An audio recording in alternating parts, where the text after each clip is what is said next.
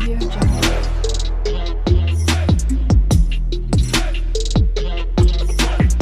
Audio Jungle.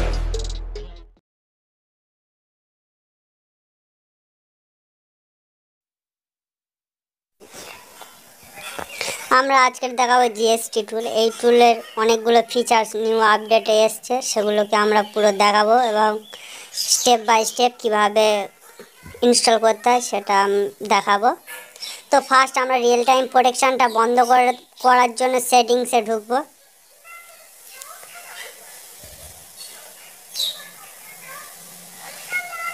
তারপরে নিচের দিকে চলে আসবে Windows update and privacy security on করব, করে উইন্ডোজ সিকিউরিটিতে ঢুকবো। এই যে উইন্ডোজ সিকিউরিটি, এর মধ্যে আমরা প্রবেশ করলাম। তারপরে virus and third party protection. আমার এখানে অলরেডি অ্যান্টিভাইরাস ডিসেবল করা আছে, তোমাদের আনেবেল থাকলে ওটাকে অফ করে নেবে, কারণ নাহলে সফটওয়্যারগুলো ক্র্যাক হয়ে যাবে, নষ্ট হয়ে যাবে। এবং জিএসটি টুলটাকে আমরা উইনিয়ারের সাহায্যে এক্সট্র্যাক্ট করে নেব।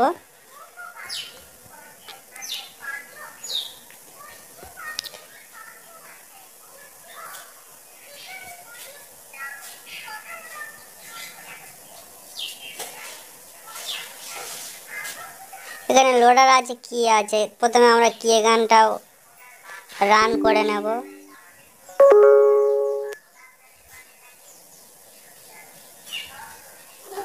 রেজিস্টারের নাম লিখে, ঠিক আছে, ওখান থেকে লোডার অন করব। অন করার পর রান অ্যাডমিনিস্ট্রেটর থেকে ওখান থেকে ওই যে ফাইলটা, ওই যে আইডিটা থাকবে ওটা কি এখানে পেস্ট করব, করার পর হয়ে যাবে। আমার এখানে অটোমেটিক নিয়ে নেছে, তোমাদের এটা পেস্ট করতে হবে, কারণ তোমাদের হয়তো বা আমার এটা অলরেডি আগে থেকে ইনস্টল করা ছিল। রেজিস্ট্রেশনের নাম দিয়ে দেবে, হার্ডওয়্যার আইডিটা এখানে পেস্ট করে দেবে, ঠিক আছে।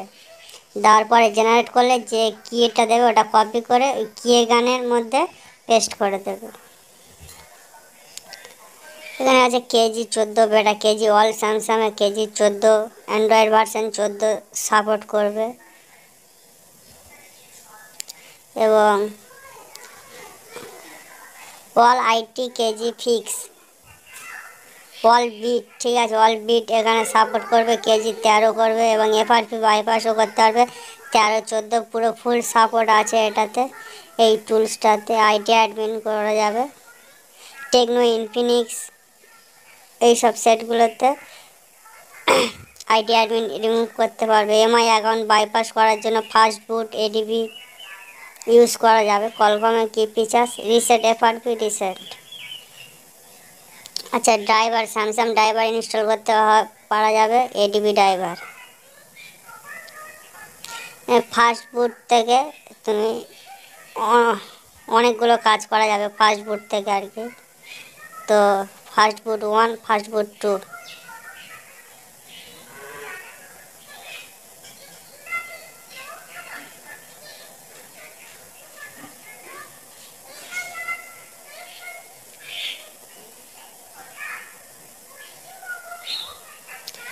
ভিভোর সব থেকে বড় আপডেট দেওয়া রয়েছে এই টুলসটাতে। ডেমো রিমুভ করা যাবে, এসপিডি এফআরপি রিমুভ হবে, ঠিক আছে। মোটরোলা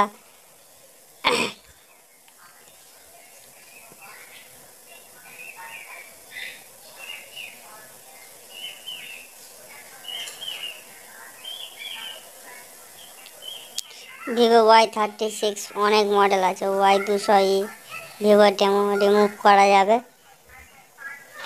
এটা এডিবি মুড করে করতে হবে, ঠিক আছে।